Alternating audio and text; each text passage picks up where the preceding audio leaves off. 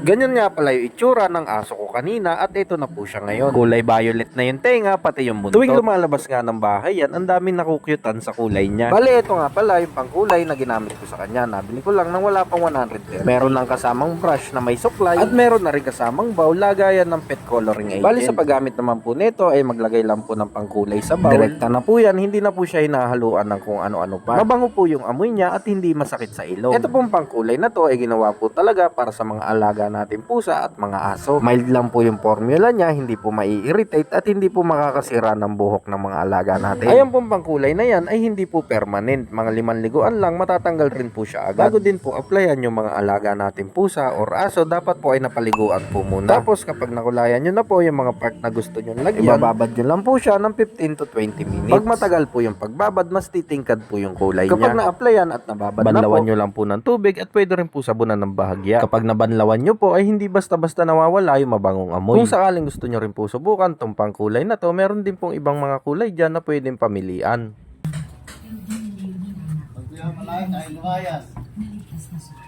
Isang araw nagkagulo sa parisan